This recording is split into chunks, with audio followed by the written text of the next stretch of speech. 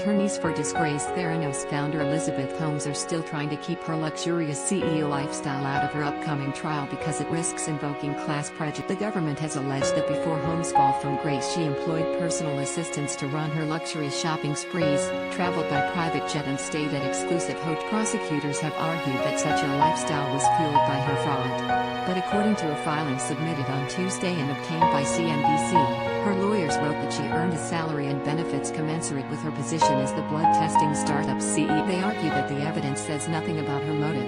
If it did, any CEO could be said to have a motive to commit fraud. Rather, the real value of the evidence to the government is to paint a misleading picture of Ms. Holmes as a woman who prioritized fashion, a luxurious lifestyle, and fame, and to invite a referendum on startup and corporate culture.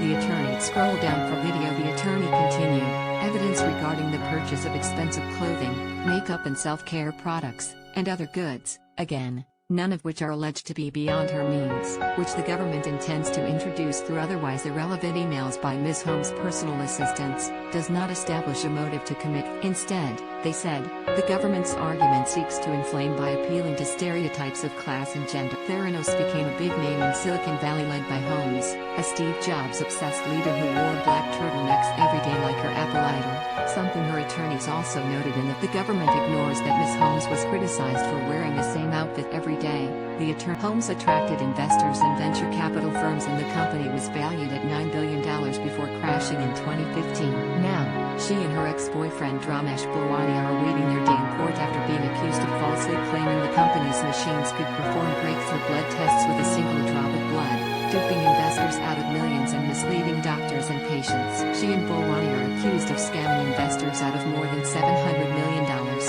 Tuesday's filing marks a second attempt by her attorneys to block prosecutors from mentioning her wealth, spending habits and luxurious lifestyle during her fraud trial. Federal prosecutors had previously revealed that while investigators were closing in on Theranos, Holmes was using company funds to fund an extravagant lifestyle that included travel on private jets, stays in luxury hotels, and access to multiple assistants. Although defendant's assistant was an employee of the company, she handled a range of non-business tasks for defendant, including personal clothes and jewelry shopping, home decorating, food and grocery buying, and other items, prosecutors said. According to a filing submitted in November 2020 and obtained by CNBC, the government alleged that Holmes had her Theranos paid assistants run personal errands, perform personal tasks, and purchase luxury goods. But her defense attorneys claimed that prosecutors are trying to the motive argument based on the assumption that Holmes' lavish lifestyle may have motivated her to commit fraud to acquire or maintain that lifestyle. The amount of money Holmes earned in her position at Theranos, how she chose to spend that money,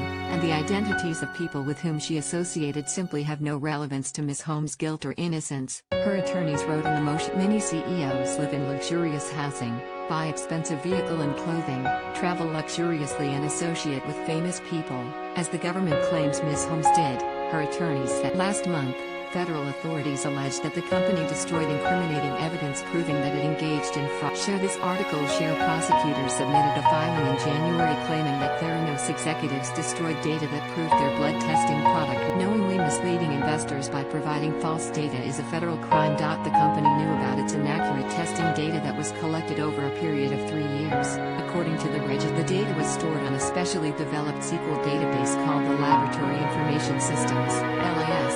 According to the database even flagged blood test results that might require immediate medical attention, and communicated this to the patient's physician. Federal authorities also allege Holmes and Balwani, 56, used funds from investors to subsidize an extravagant lifestyle while peddling a fraudulent product. Holmes and Balwani have pleaded not guilty to charges they defrauded investors, doctors and patients by falsely claiming Theranos could revolutionize medical lab testing with technology that could enable a wide array of tests with a few drops of blood. Holmes is set to go to trial March 9 after it was pushed back due to the coronavirus pandemic. Balwani will face trial separately and at a later date.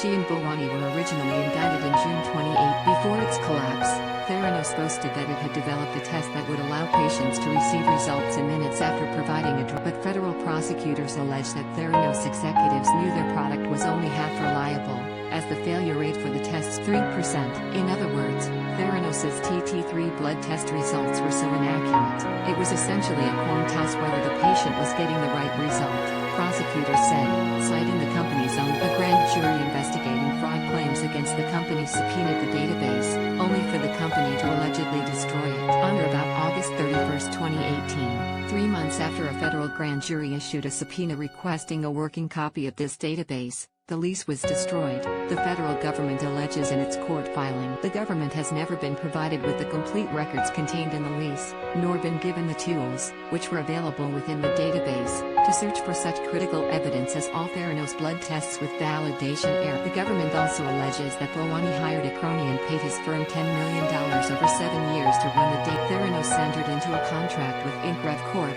which was run by Shekhar Chandrasekaran, a friend of Bhawani's, according to the court filing. In 2017, Theranos imposed cost-cutting measures.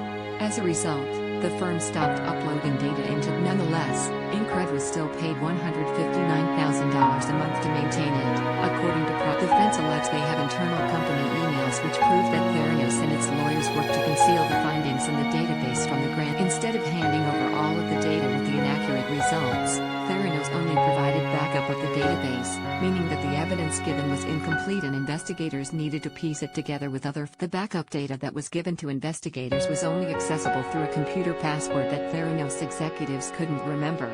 According to the government retained a computer forensic expert to assist in retrieving this data, who found that the key file on the hard drive, required to reconfigure the SQL database, is itself encrypted by a distinct password, not the one provided with the transmittal letter to open the hard drive, and cannot be opened, according to the court. As investigators were demanding to see the database, Theranos decided to shut down the facility that housed the database in Newark, New Jersey. Company executives were warned beforehand by IT contractor Michael Chung that taking apart the hardware and servers would make it almost impossible to recreate. But the company went ahead and shut down the database anyway, denying both its own executives and the government access to the database. The federal government alleges that Chandrasekaran was fully aware of the implications of shutting down the Newark facility. Holmes, a Stanford University dropout, launched her Palo Alto blood testing startup in 2003 when she was a notoriously secretive company. Theranos shared very little about its blood testing machine with the public or medical community. Holmes said she was inspired to start the company in response to her fear of needle. But an investigation by the Wall Street Journal in 2015 found that Theranos technology was inaccurate at best, and that the company was using routine blood testing equipment for the vast majority of its tests. If convicted, she and Bhawani and they could each face maximum penalties of 20 years in prison and $75 million fine, plus possible restitution, the Department of Justice